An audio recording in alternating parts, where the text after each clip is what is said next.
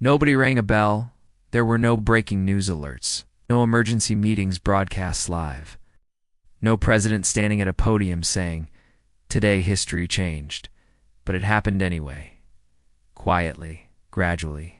Because the moment China overtook the United States economically didn't look like a moment at all. It looked like another boring data release, another spreadsheet, another number that barely made headlines. And that's exactly why most people missed it. For decades, we were told the same story. America is the world's economic king. China is just catching up.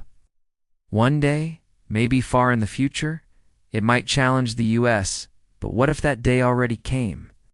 What if the biggest economic shift in human history didn't arrive with fireworks, but with silence? Tonight, we're not asking if China will overtake the US, we're asking when it already did, and why the system that once made America unstoppable slowly handed the crown away. This isn't about patriotism. It's not about propaganda, and it's definitely not about picking sides. This is about power, money, systems, and patterns that repeat every time an empire believes it's untouchable.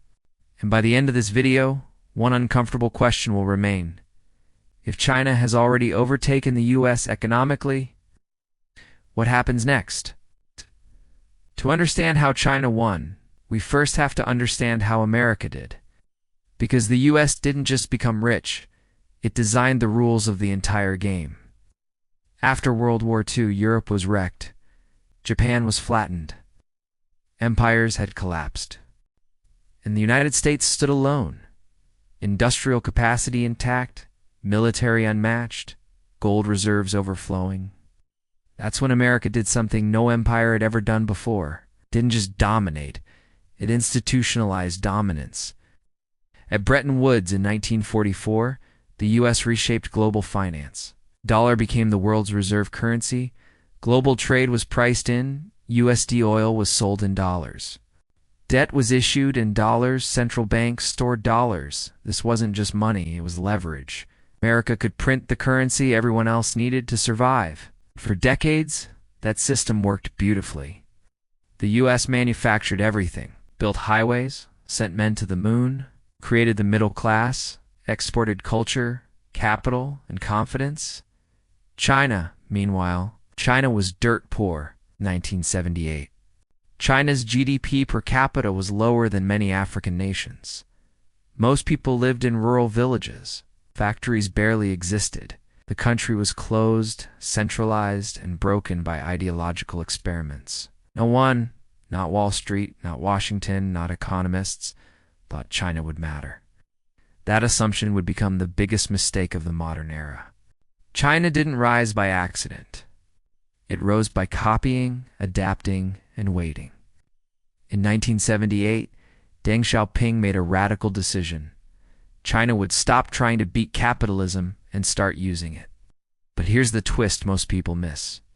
China never embraced free markets the way the West did. It embraced controlled capitalism, private companies, but aligned with state goals for an investment, but under strict rules. Exports, but with currency manipulation, growth, but with long-term planning. While the US focused on quarterly profits, China focused on decades. While America outsourced factories for cheaper labor, China absorbed those factories, then kept the know-how.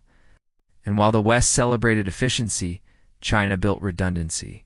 Ports, railways, industrial zones, supply chains stacked on supply chains. By the 1990s, something strange was happening. America was consuming, China was producing. And the trade imbalance wasn't a bug, it was the design. The US got cheap goods. China got dollars. And those dollars didn't sit idle. They were recycled back into US debt. America borrowed. China saved. One nation built IOUs, the other built factories. By the early 2000s, China had become the world's factory. But factories alone don't make an empire. Systems do. China studied every collapse before it. The British Empire, the Soviet Union, the Japanese bubble. It learned one core lesson: never let finance outrun production. The The US did the opposite. Wall Street exploded. Manufacturing declined. Debt replaced wages. Speculation replaced innovation. China, meanwhile, moved up the value chain. From toys to electronics, from assembly to design, from exports to infrastructure, high-speed rail, megaports, energy grids, rare earth control. By 2010, China was no longer catching up. It was reshaping global trade routes. The Belt and Road Initiative wasn't charity, was strategy. Build infrastructure, create dependency, lock in long-term influence. And then came the moment that should have changed everything, but didn't. The number that changed history in 2014, economists noticed something weird. Using purchasing power parity, China's economy was now larger than America's. Let that sink in. Not predicted, not projected. Already true. China could produce more real goods and services inside its borders than the United States. Most media brushed it off. PPP doesn't count. Nominal GDP still favors the US. America leads in innovation, but here's the problem. Empires don't collapse because of headlines. They collapse because of capacity. China produces more steel, more cement, more ships, more industrial output.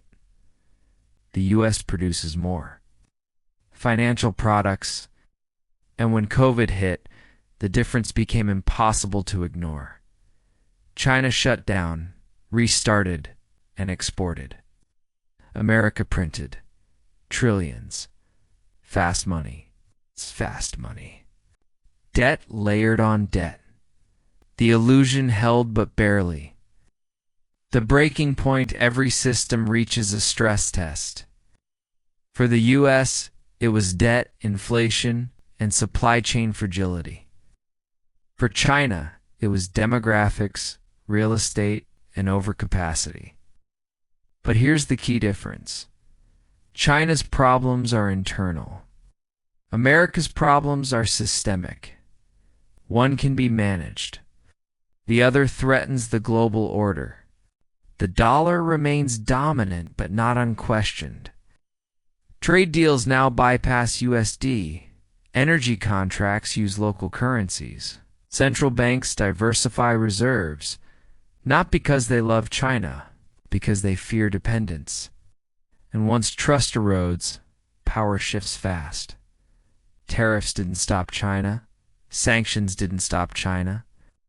Tech bans slowed but didn't reverse momentum. Because you can't sanction an economy that already controls the supply chain.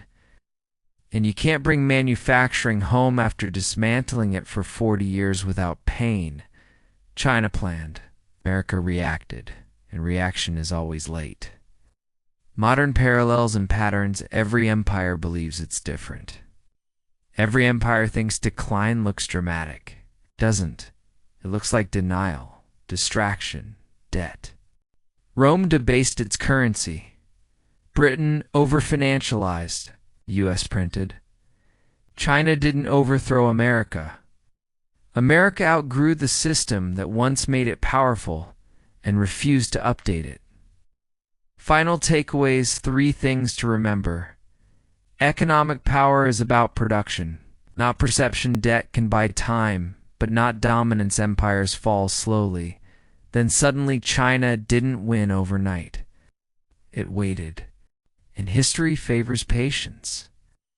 The real question isn't whether it's over. It's whether anyone noticed in time. If this video made you rethink the global story you've been told, hit like, subscribe, and share it. Because the next shift won't come with a warning either. And when it does, you don't want to be the last one pretending nothing changed.